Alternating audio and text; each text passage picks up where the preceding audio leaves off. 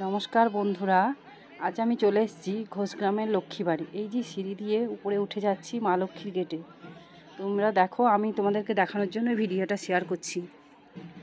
এটা কিন্তু সকালবেলা বা দুপুরবেলা নয়, এটা সন্ধ্যার দিকে, যখন মন্দিরটা একটু পরিষ্কার করা হয়েছে আরতি করার জন্য। মন্দিরটা প্রায় ফাঁকা ফাঁকা, সেই সময় আমি ভিডিওটা শ্যুট করেছি। এই যে সামনে দেখতে পাচ্ছ, এটা নাট মন্দির বা আটচালা।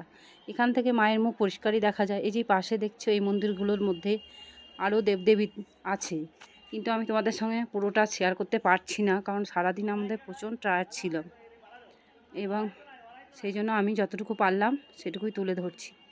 এইদিকে ঘুরে ঘুরে আমি ওই সিঁড়ি বেয়ে মায়ের মন্দিরে, মেন মন্দিরে উঠে গিয়ে তোমাদের মায়ের মুখটা দেখাচ্ছি। গুটি গুটি পায়ে আমি মায়ের কাছে পৌঁছে যাচ্ছি।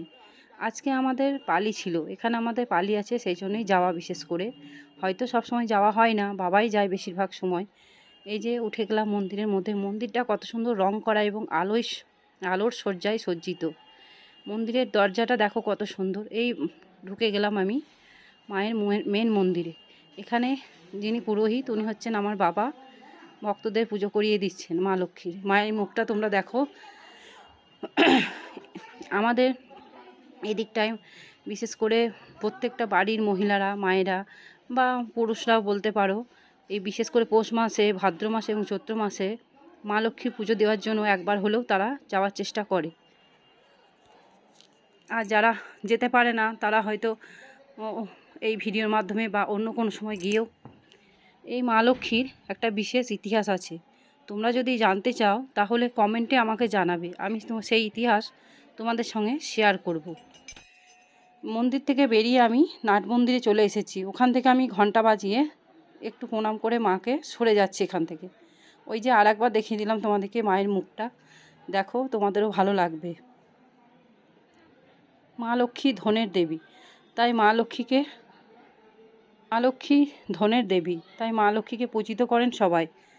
এই দেখো, এই পাশে হচ্ছে মায়েরই একটা পুকুর, দেবকুণ্ড।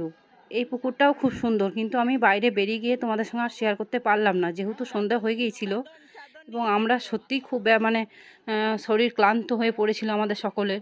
বাড়ি আসা তাড়া ছিল, সেই জন্য আমরা কিন্তু আর বেশি তোমাকে ভিডিওটা শেয়ার করতে পারছি না। আবার কোনো দিন গেলে আমি সাইডের যে মন্দিরগুলো তোমাদেরকে দেখালাম, ওখানে কি দেবতা আছে বা দেবী আছে সেটাও তোমাদের সঙ্গে শেয়ার করব। তাহলে চলো, বাই বাই। আজকের মতো এখানেই ব্লগটা আমি শেষ করছি। আশা করছি তোমাদের এই ব্লগটা ভালো লাগবে। ভালো লাগলে লাইক, কমেন্ট, শেয়ার করবে। ঘরে বাইরে